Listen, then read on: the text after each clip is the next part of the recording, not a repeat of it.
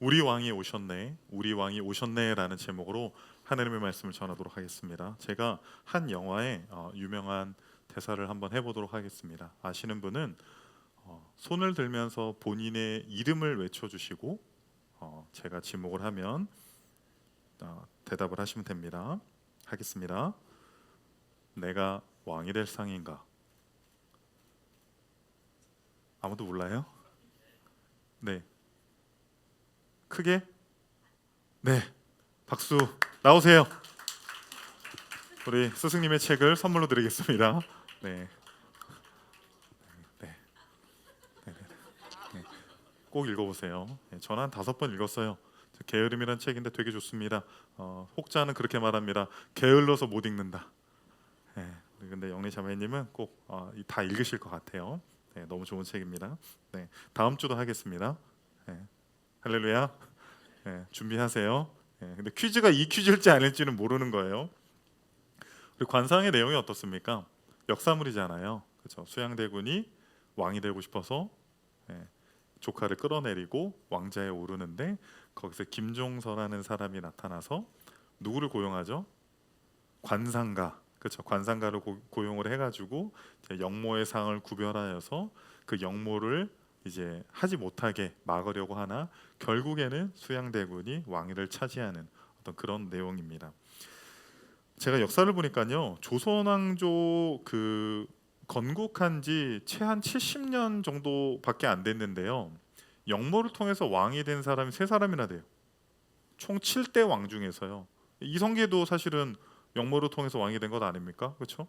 그리고 3대 왕 이방원도 형제들 다 죽이고 자기가 왕이 됐죠. 그리고 수양대군 역시도 세조 7대 세조죠. 이 수양대군 역시도 그 왕위를 얻기 위해서 역모를 꾸며서 왕이 됐다라는 겁니다. 그러니까 왕이 되기 위해서 뭐든지 한다라는 거예요. 뭐든지 한다. 가족도 죽이고 형제도 죽이고 할 수 있는 모든 것을 한다라는 거예요. 왜 그럴까요? 왕이 되면 왕이 되면 어때요? 모든 걸 할 수 있잖아요. 내가 하고 싶은 대로 살 수가 있잖아요. 예. 저는 오늘 본문을 통해서 특별히 헤롯 왕을 통해서 그리고 또 나오는 예수님을 통해서 좀 2가지 말씀을 여러분들에게 전하고 싶습니다. 첫 번째는요, 누가 왕인가입니다. 누가 왕인가? 오늘 본문 3절을 한번 보겠습니다. 헤롯 왕과 온 예루살렘이 듣고 소동한지라. 소동한지라, 헬라어로 타라소라고 하는 단어입니다. 놀라다, 두려워하다, 괴로워하다라는 뜻입니다. 헤롯이 왜 놀랐을까요? 왜 두려웠을까요? 갑자기 동방에서 박사들이 나타났는데 니네들 왜 왔니? 그랬더니 유대인의 왕이 태어났습니다 라고 하는 거잖아요. 헤롯 입장에서는 어때요? 내가 예루살렘의 왕인데, 아니 로마 황제도 나를 왕으로 인정해서 내가 이 지역을 대리 통치하고 있는 엄연히 내가 유대인의 왕인데 그것도 다윗의 혈통인 유대인 왕이 나타났다? 이거는 두려운 일입니다. 왜냐면요, 헤롯은 굉장히 포악한 왕이었는데요, 특별히 이 포악한 왕 헤롯은요, 혈통이 유대인이 아니었어요. 에돔 그 혈통이 섞였습니다. 그러니까 정통성에 문제가 있잖아요. 그럼 대한민국 왕은 누가 돼야 돼요? 대한민국의 그 대통령은 누가 돼야 됩니까? 대한민국 사람이 돼야 되잖아요. 그런데 다른 혈통에 있는 사람이 와서 대통령이 된다, 이건 있을 수가 없는 일입니다. 2000년 전에는 더 심했겠죠. 그래서요, 이 헤롯 왕은요, 원래 유대인의 왕가인 하스몬 왕가의 정통 후계자를 죽이고요, 그 하스몬 왕가의 딸인 마리암과 결혼을 했어요. 그래서 자녀들을 낳았습니다. 그런데 자신의 아내인 마리암이 자신의 정권을 위협한다고 생각해서 아내를 죽여요. 그리고 그 아들들도 죽입니다. 그러니까 헤롯은요, 자기의 왕권을 지키기 위해서는요, 뭐 부모, 자식, 뭐 아내 할 것 없이요, 전부 다 그냥 정정이라고 생각하면, 자신의 왕권을 조금이라도 노린다고 생각하면 전부 다 죽여버리는 아주 포악한 왕이었습니다. 그런데 이 유대인의 왕이 나타났다라는 소식을 듣자 너무나도 놀랐어요. 그런데 헤롯은요, 아마추어가 아니었습니다. 굉장히 교활한 사람이었어요. 그래서 이 동방 박사들에게 딱 가면을 쓰고 이야기합니다. 나도 그 유대인의 왕에게 경배하고 싶으니 그 왕이 어디서 태어났는지 만나거든 나에게 좀 구체적으로 알려주라고 합니다. 그런데 어떻게 됩니까? 박사들이 알려줘요, 안 알려줘요? 예, 꿈에 이제 천사들이 나타나서 이제 알려줘요. 너 헤롯에게 돌아가면 안 된다. 그래서 이제 다른 길로 이제 고국으로 돌아갑니다. 그것을 알아챈 헤롯은요, 마태복음 2장 16절에 이렇게 하죠. 읽겠습니다. 이에 헤롯이 박사들에게 속은 줄 알고 심히 노하여 사람을 보내어 베들레헴과 그 모든 지경 안에 있는 사내 아이를 박사들에게 자세히 알아본 그 때를 기준하여 2살부터 그 아래로 다 죽이니. 어떻게 했어요? 자신의 왕권에 위협이 된다고 생각하니까 베들레헴에 사는 2살 아래 아이들은 전부 다 그냥 싹 다 잡아서 죽였다라는 거예요. 자신의 왕권을 위협하는 자는 내가 왕인데 도대체 누가 왕이라는 거야? 자신의 권력을 행사해서 뭐 부모 자식 할 것 없이 어린아이 할 것 없이 전부 다 싹 다 처형하는 것이 헤롯의 모습이라는 겁니다. 그런데 저는 이 헤롯의 모습이 우리에게도 있지 않나? 이 작은 헤롯의 모습이 우리에게도 있지 않나? 여러분은 어떠십니까? 여러분의 삶의 주인은, 여러분의 삶의 왕은 누구입니까? 우리 모두 다 예수님을 우리의 구원자로 믿기 때문에 이 자리에 모였습니다. 그럼에도 불구하고 우리는 여전히 내 삶의 주인이 되어서 작은 헤롯 왕처럼, 누가 도대체 왕이란 말이야? 누가 도대체 나한테 이래라 저래라 한다는 거야? 내 인생은 내가 선택하고 내가 원하는 대로 살 거야 라고 하는 그 작은 헤롯의 마음이 우리에게도 있을 수 있다는 겁니다. 누가복음 14장 25절 26절 한번 읽어보겠습니다. 수많은 무리가 함께 갈새 예수께서 돌이키사 이르시되 물은 내게 오는 자가 자기 부모와 처자와 형제와 자매와 더욱이 자기 목숨까지 미워하지 아니하면 능히 내 제자가 되지 못하고. 예수님의 제자가 되기 위해서는 어떻게 해야 된다고요? 가족을 다 미워해야 된다는 거예요. 심지어 목까지, 자기 목숨까지 미워해야 된다는 겁니다. 그런데 예수님께서는 누구보다도 우리를 사랑하셔서 이 땅에 오셨는데 예수님의 제자가 된다는 것이 미움이라는 건 말이 안 돼요. 예수님은 이 본문을 통해서 말씀하시는 것은 무엇이냐면 우선순위를 말하는 거예요. 우선순위. 아니 우리 아버지들 바깥에서 그렇게 열심히 일하시고 고생하시고 때로는 돈 아끼기 위해서 식사도 좀 거르면서 빵으로 김밥으로 때우면서 일하시는 이유가 뭡니까? 가족들 때문이잖아요. 어머니들도 마찬가지고요. 우리 전부 다 가족을 위해서 사는 것 아닙니까? 그런데 예수님께서는 내 제자가 되기 위해서는 너의 삶의 1번이 너의 자녀도 너의 부인도 남편도 너의 가족도 아닌 심지어 너의 목숨보다도 너의 삶의 1번은 최우선순위를 나로 두어야 된다는 사실을 우리들에게 이야기하고 있습니다. 그런데 실제로 우리가 그렇게 살고 있어요? 그렇지 않아요? 그렇지 않죠. 그렇지 않다라는 거예요. 그런데 여러분 이유가 있어요. 이유가 있습니다. 우리는 예수님을 믿음에도 불구하고 우리의 삶에 예수님을 주인으로 모시지 못하는 그 이유가 있어요. 로마서 8장 7, 8절입니다. 육신의 생각은 하나님과 원수가 되나니 이는 하나님의 법에 굴복하지 아니할 뿐 아니라 할 수도 없음이라. 육신에 있는 자들은 하나님을 기쁘시게 할 수 없느니라. 우리는 예수를 믿고 구원을 받았지만 여전히 죄악된 세상에서 죄에 물든 육체를 가지고 살아갑니다. 그러므로 우리는 때때로 우리 안에 있는 이 육신의 생각들은 하나님과 원수가 된다는 것. 하나님의 뜻에 순종하고 싶지만 그 하나님의 법에 굴복하지 못하는 우리 안에 연약함, 죄인의 모습이 있다라는 것입니다. 철학자 토마스 네이글은 이런 말을 했는데요. 특별히 이 철학자는 무신론자입니다. 신이 없다라고 믿는 사람이에요. 이렇게 말했습니다. 지금 나는 종교 자체에 대한 두려움을 말하고 있다. 나 자신도 이 두려움에 깊이 사로잡혀 있기에 경험으로 하는 말이다. 나는 무신론이 옳았으면 좋겠다. 내가 아는 가장 박식한 지성인들 중 일부가 종교 신자라는 사실이 나를 불편하게 한다. 나는 신을 믿지 않으며 당연히 내 신념이 옳기를 바란다. 하지만 그것만이 아니다. 나는 신이 없었으면 좋겠다. 신이 있는 게 싫다. 그런 우주는 싫다. 짐작컨대 이런 우주적 권위 문제는 드문 일이 아니다. 지금 토마스 네이글이 뭐라고 말합니까? 나는 신이 없었으면 좋겠다. 나는 신이 싫다. 신의 권한을 인정할 수가 없다는 거예요. 우리는 무신론자가 아니라 우리는 주님을 믿는 다 유신론자지만 토마스 네이글과 같은 모습이 있다라는 거, 어떤 우리 삶의 영역에서 이것만큼은 하나님께 내어주고 싶지 않은 거죠. 하나님의 말씀이 있어도 우리 안에 그 작은 헤롯이 왕권을 넘겨주고 싶지 않은 거예요. 하나님, 이 부분만큼은 건드리지 마십시오. 예루살렘만큼은 건드리지 마십시오. 내가 다른 것들은 다 내어드려도 이 예루살렘의 왕권은 이 영역에서만큼은 저에게 이래라 저래라 하지 마십시오. 저는 예루살렘에서만큼은 제가 왕으로 살고 싶습니다. 왕권을 넘겨주고 싶지 않은 거예요.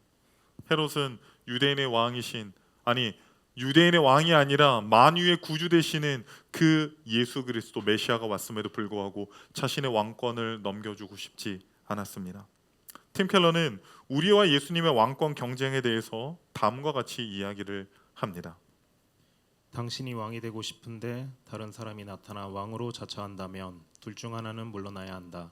절대 권자에는 한 사람만 앉을 수 있다. 앞서 보았듯이 예수님은 우리에게 오셔서 하나님과 왕으로 자처하셨다. 네, 둘 다 왕이 될 수 없다는 거예요. 둘 다 왕이 될 수 없습니다. 왕은 한 사람밖에 없어요. 한 사람밖에. 우리 가정의 왕은 여자입니다. 여자. 남자가 아니에요. 우리 가정의 왕은. 내가 왕이 될 줄 알았는데 왕이 못 됐어요. 지금도 이제 반역을 항상 꾀하고 있거든요. 분리수거 내일 할 거야 막 이러면서 역모를 꾀하고 있는데 금방 걸립니다. 하지만 끝까지 누군가는 물러나야 돼요. 여러분, 누군가는. 여러분이 여러분의 삶의 왕이 되면요, 여러분의 삶에서 예수님이 물러나신다라는 거예요. 예수님이 물러나시면 은혜도 물러가고요, 주님이 주시는 그 하늘로부터 오는 그 모든 공급들이요, 순간 물 끊기듯이, 전기가 끊기듯이 끊겨버립니다. 여러분의 삶의 왕은 누구입니까? 고린도전서 15장 31절 한번 읽겠습니다. 형제들아, 내가 그리스도 예수 우리 주 안에서 가진 바 너희에 대한 나의 자랑을 두고 단언하노니 나는 날마다 죽노라. 죽노라. 나는 날마다 죽노라. 오늘 본문을 준비하면서 저는 그런 생각을 했습니다. 헤롯 왕은 2000년 전 예루살렘에 있는 것이 아니라 헤롯 왕은, 그 작은 헤롯 왕은 내 안에 있구나. 그런데 이 헤롯 왕이요, 저에게만 있었던 것이 아니라, 여러분에게만 있었던 것이 아니라 사도 바울에게도 있었던 거예요. 나는 분명히 영광 중에, 환상 중에 기적적으로 예수님을 만나고 주님을 위해서 헌신하며, 심지어 사도 바울은 주님을 위해서 결혼도 안 했습니다.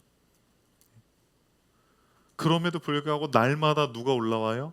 헤롯 왕이 올라오는 거예요. 여러분, 피 흘리기까지 싸워야 됩니다. 헤롯 왕이요, 오늘 내가 헤롯 왕에게 이겼어요. 내일 자고 일어나잖아요. 걔도 같이 일어나요. 그럼 또 싸워야 돼요. 라운드 1, 파이트, 또 시작하는 거예요. 그래서 오늘 또 졌어요. 근데 여러분 너무 걱정하지 마세요. 내일 또 일어납니다. 내일 또 시작돼요. 내일 또 헤롯 왕이 계속적으로 우리를 하나님이 원하시는 방향이 아니라, 하나님은 내 삶의 주인으로 모시는 그 삶이 아니라, 야, 네가 왕이 돼. 야, 네가 결정해. 야, 말씀보다는 너의 편안함, 네 인생이 중요한 거지. 내 삶의 주인이 내가 왕이 되려고 하는 그 헤롯이 날마다 일어난다는 거예요. 그러므로 우리는 이 사도 바울의 고백처럼 날마다, 나는 날마다 죽노라. 나는 날마다 죽노라. 우리가 이 고백을 하며 나아갈 때 하나님께서 승리케 하시는 은혜를 날마다 부어 주실 줄 믿습니다. 두 번째는 우리 왕이 오셨다라는 겁니다. 여러분, 예수님께서는 이 땅에 몇 번 오시죠? 총 횟수가 몇 번이죠? 2번입니다. 2번. 2번 오시거든요. 오늘 선물은 다 소진됐어요. 한 주에 한 번입니다. 2번이에요. 2번. 2번인데 마지막 2번째 오실 때는 어떤 모습으로 오죠? 그쵸? 권능의 왕으로 오셔서 이 땅의 악한 자들과 죽음을 다 심판하시는 심판자의 모습으로 오십니다. 그런데 첫 번째 오실 때는 어떤 모습으로 오셨어요? 우리 왕이 오셨는데 왕의 모습이 아니에요. 그 우리 진범이가 그 준서 사진을 보냈는데 너무 말랐어요. 아기가 그냥 뭐 진짜 막 호수 달고 있고요. 만왕의 왕이신 그 예수님께서의 그 연약한 아이의 모습으로 오셨다는 거예요. 그것도 심지어 병원에서 났습니까? 마구간에서 가난했어요. 그리고 어린 시절에 예수님의 그 이야기가요. 아버지 요셉이 예수님이 그 탄생했을 때 그 이야기에 나오지만 그 이후에는 단 한 번도 언급이 안 돼요. 그래서 많은 학자들은 예수님은 한부모 가정 출신이다. 가난했습니다. 아버지도 없었습니다. 배운 게 없었어요. 그래서 남들이 하고 싶지 않아 하는 3D 중 하나인 목수 일을 했습니다. 그리고 출신이요 나사렛 출신이었어요. 나사렛 출신. 여러분들은 어디 출신이세요? 어디 출신이세요? 뭐 다들 막 좋은 출신이시죠. 요한복음 1장 46절 한번 봅시다. 나다니엘에 이르되 나사렛에서 무슨 선한 것이 날 수 있느냐 빌립이 이르되 와서 보라 하니라. 나사렛 출신은 안 된다라는 거예요. 왜냐면 당시요 나사렛이라는 동네는요. 뭐 교육이면 교육, 뭐 문화, 정치 모든 면에서 그냥 낙후돼 있는 거예요. 지금으로 따지면 학교도 없어요. 초등학교도 없어요. 대학교가 아니라 초등학교도 없습니다. 병원도 없어요. 종합병원이 아니라 뭐 약국도 없는 거예요. 아니 그런 곳에서 어떻게 메시아가 나온다는 것인가? 메시아는 예루살렘 출신이어야지 아니면 로마 출신이거나 어떻게 나사렛에서 메시아가 나올 수 있어? 출신이 안 좋았어요. 근데 제가 이게 얼마나 저한테 이게 은혜가 되냐면 제가 그 보니까 제가 굉장히 신기가 있는 사람입니다. 이제 무슨 말이냐면 들어보세요. 제가 태어나기를 신림동에서 태어났어요. 그리고 자라기를 신월동에서 자랐어요. 그리고 결혼해서 처음으로 그 집을 얻은 곳이 신촌동입니다. 그리고 이사를 와서 지금까지 신길동에 살고 있어요. 또 신으로 뭐 시작하는 데 없어. 다음번에 거기로 이사 가려고. 신 없습니까? 좋은데 신대방? 좀 또요 신대방이야. 신촌동 살았다니까요. 신사동 그 사람이 되겠습니다. 근데 제가 자라는 곳이 보니까요 신월동이에요. 어린 시절엔 몰랐거든요. 근데 나중에 좀 커서 한자를 보다 보니까요 세신, 달월 새로 생긴 달동네예요. 여러분 어디 출신이에요? 저는 새로 생긴 달동네 출신입니다. 나사렛 출신이에요. 나사렛 출신. 어디 저기 뭐 강남 어디 뭐 청담 방배 이런 출신이 아니라요. 달동네 출신이라는 거예요. 지금도 어디 출신이냐 이거 가르잖아요. 그런데 당시 2000년 전에는요. 나사렛 출신은 절대로 메시아가 될 수 없다라고 하는 그 생각이 그냥 팽배했다라는 거예요. 왜 예수님은 예루살렘 출신으로 오시지 않고 왜 예수님은 로마 출신으로 오시지 않고 나사렛 출신으로 오셨습니까? 성경을 보면요. 하나님은 신기하게도요. 연약한 자의 하나님입니다. 골리앗을 쓰러뜨리기 위해서 골리앗보다 더 큰 거인을 이용하지 않으셨어요. 누구보다도 작은 소년 다윗을 사용하셨습니다. 그리고 당시 고대 사회는요 장남이 독식하던 사회예요. 장남을 장남만 예뻐한다 그런 게 아니라요. 그럴 수밖에 없는 구조가 뭐냐면요 장남에게 다 몰아주는 거예요. 교육이면 교육, 돈이면 돈, 유산이면 유산. 그래서 장남 하나가 잘 돼서요 그 장남의 그늘 아래서 모든 형제와 가족들이 먹고 사는 시스템이었던 거예요. 아니 애들을 뭐 한두 명 낳는 것도 아니고 막 10명씩 이렇게 낳는데 어떻게 전부 다 대학 교육 시켜요? 불가능하죠. 그러니까 장남 한 사람에게 그냥 그 집안의 명운을 그냥 걸어버리는 거예요. 그래서 장남이 독식하는 그거거든요. 시스템이거든요. 그런데요 하나님은요 가인이 아닌 아벨을 선택했어요. 하나님은 이스마엘이 아닌 이삭을 선택했습니다. 하나님은 장남 에서가 아닌 차자 야곱을 선택했습니다. 하나님은 엘리압이 아닌 둘째, 셋째, 넷째, 다섯째, 여섯째, 일곱째도 아닌 막내 다윗을 사용하셔서 그 연약한 자들을 사용하셔서 하나님의 역사를 이루셨다라는 겁니다. 예수님의 제자들은요 항상 예수님께 묻고 또 물었어요. 언제 왕이 되시냐고. 왜냐하면 자기가 따라다니는 예수님을 보니까 막 무리도 걷고 막 풍랑도 잠재우고 항상 예수님이랑 다니는 무한리필이야. 오병이요 무한리필 계속 나옵니다. 그것도 없습니다. 그러니까 언젠가는 예수님께서 이 로마 제국을 무너뜨리고 세계의 왕이 되셨을 때 우리도 어떻게 하고 싶어서 높은 자리에 함께 올라가고 싶었던 거예요. 그런데 그들의 예상과는 다르게 예수님은 높은 왕좌에 올라가신 것이 아니라 십자가에 올라가셨어요. 십자가에 달리셨습니다. 예수님은요 누구보다도 멋있고 큰 하얀 말을 타고 천군 천사를 끌고 와서 이 땅의 메시아됨을 보여줄 수 있었습니다. 그런데 왜 예수님은 누구보다도 낮은 자의 모습으로 그 골고다의 언덕을 올라가셨습니까? 그 이유는요 이사야 53장 5절에 있습니다. 그가 찔림은 우리의 허물 때문이요 그가 상함은 우리의 죄악 때문이라. 그가 징계를 받음으로 우리는 평화를 누리고 그가 채찍에 맞음으로 우리는 나음을 받았도다. 네, 그가 찔림은 우리의 허물 때문이요 그가 상함은 우리의 죄악 때문이라. 그가 징계를 받음으로 우리는 평화를 누리고 그가 채찍에 맞음으로 우리는 나음을 입었도다.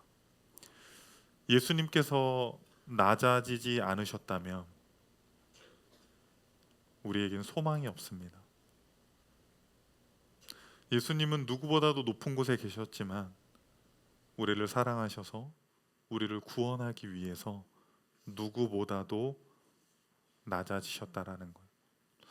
그런데 여러분 낮아지는 게 쉬워요? 어려워요? 여러분 겸손하고 낮아지면 사람들이 좋아하고 막 사람들이 이렇게 할 것 같죠? 제 경험은 사실 그렇지 않아요. 오히려 사람들은요 그렇게 낮아지고 겸손한 사람들을요 더 무시해요. 뭔가가 없다고 생각해요. 아 얘는 아무것도 없구나. 얘는 내가 무시해도 되는구나. 때로는 바보라고 생각한다는 거예요. 우리 모두의 경험이 똑같지 않습니까? 그래서 저도요 다른 이제 뭐 교수님들이든 목사님들이든 최근에 이제 연말이어서 이러저러한 자리에 가서 인사도 드리고 이야기도 하고 누구보다도 겸손하게 있지만 또 은근히 제 자랑을 조금씩 합니다. 그게 나 무시하지 마세요. 저 이런 사람입니다. 자기를 드러내고 싶은 마음이 있는 거거든요. 그 경험이 그렇다는 거예요.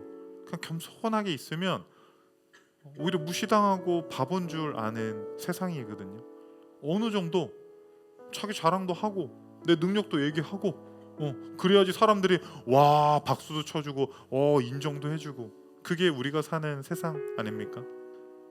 그런데 예수님은 왜 이렇게 낮아지셨지?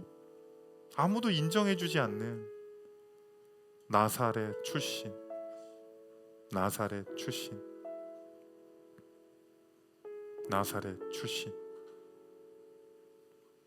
왜 그는 나사렛 출신으로 낮은 자의 모습으로 이 땅에 오셨지?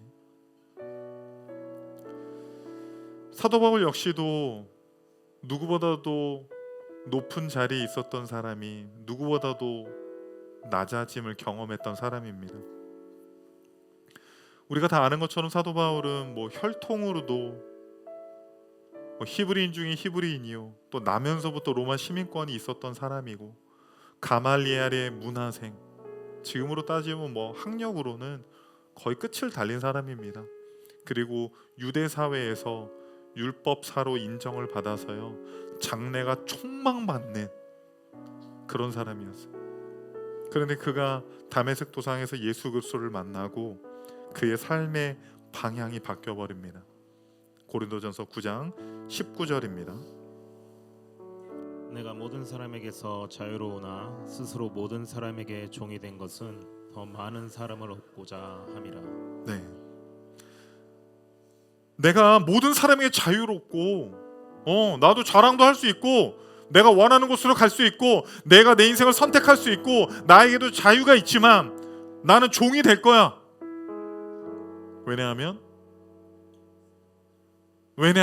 난 누구보다도 낮은 종이 될 거야. 왜냐하면 더 많은 사람을 얻고 싶기 때문에. 그래서 유대인에게는요 유대인처럼 대해요. 근데 율법이 없는 사람들에게는 또 율법이 없는 사람처럼 대한다라는 거예요.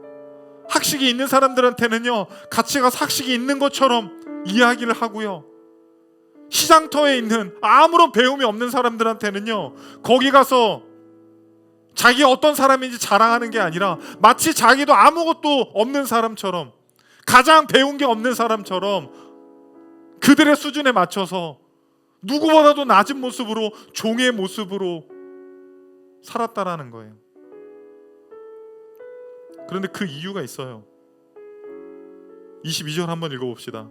22절. 약한 자들에게 내가 약한 자와 같이 된 것은 약한 자들을 얻고자 함이요, 내가 여러 사람에게 여러 모습이 된 것은 아무쪼록 몇 사람이라도 구원하고자 함이니. 아멘. 저는 이 말이 계속 마음에서 떠나지가 않습니다. 이 표현이에요. 아무쪼록 몇 사람이라도.